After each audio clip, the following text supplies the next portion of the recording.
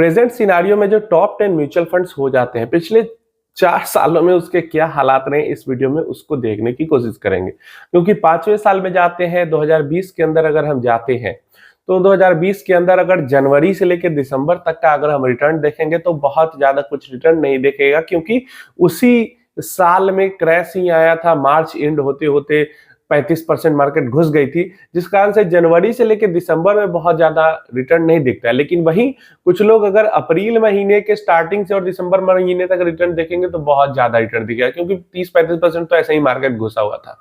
तो almost flat साल हम समझ सकते हैं 2020 का भी, जनवरी से लेकर दिसंबर तक।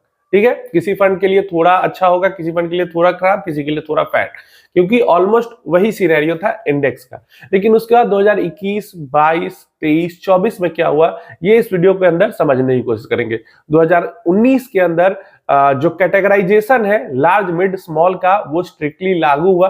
उससे पहले कोई भी म्यूचुअल फंड किसी भी स्टॉक को उठा के इन्वेस्ट कर लेती थी, बट उसके बाद से क्लैरिफिकेशन क्लियर हुआ कि नहीं, लार्ज कैप है तो 100 में ही इन्वेस्ट करेगा, मिड कैप है 150 में करेगा, स्मॉल कैप है उसके नीचे के सारे में करेगा।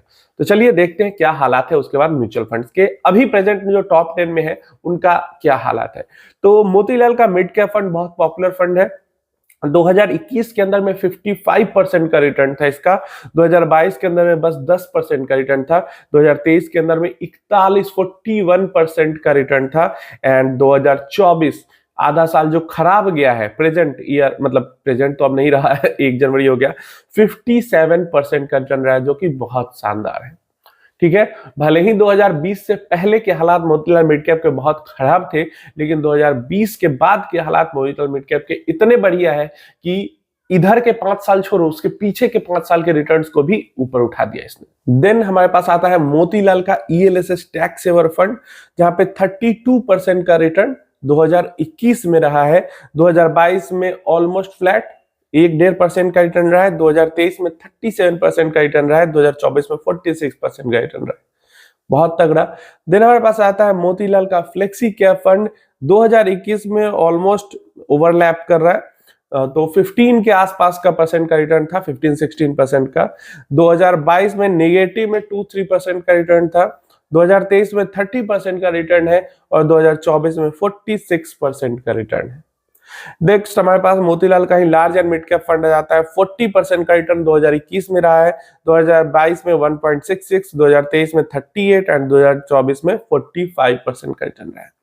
देन इन्वेस्को का मिड कैप फंड आ जाता है 43% के साथ 2021 में, 2022 में 0.51% का रिटर्न, 2023 में 34% एंड 2024 में 43% का रिटर्न 43% आ जाता है। एंड सेम लगभग वैसा ही रिटर्न इन्वेस्को इंडिया फोकस्ड करा है, 40% के अप्रॉक्स 2021 में, निगेटिव में ऑलमोस्ट 9-10% का 2022 में, 34% 2023 एंड 43% 2024। तो इन्वेस्को के दोनों फंड का 2023 और 24 का रिटर्न एग्जैक्टली सेम रहा है। बंधन स्मॉल कैप फंड का 50% से ऊपर रिटर्न 2021 में, 2022 में निगेटिव में 6-7% घुस गया, 2023 में 53% पॉजिटिव में चला गया, 2024 में 42% निगेटिव पॉजिटिव में ही चला है। उसके बाद HSBC का मिड कैप फंड 30% पॉजिटिव में 2021, 2022 में 1%, 2023 40%, 2024 भी ऑलमोस्ट 40%। देन एडलवाइज का मिड कैप फंड 50% 2021, 2% 2022, 2023 में 38% एंड 2024 में भी 38%। अब यहाँ पे आप देखो कि 2022 लगभग फंड्स के लिए बहुत बुरा गया है। सिर्फ मिड कैप फंड है मोतीलाल का जो 10% पॉजिटिव में जिसने रिटर्न दिए, नहीं तो बाकी सारे फंड देखो जो अभी के टॉप परफॉर्मिंग भी फंड है 2022 के अंदर सबका हाल बुरा था, नेगेटिव में रिटर्न्स थे।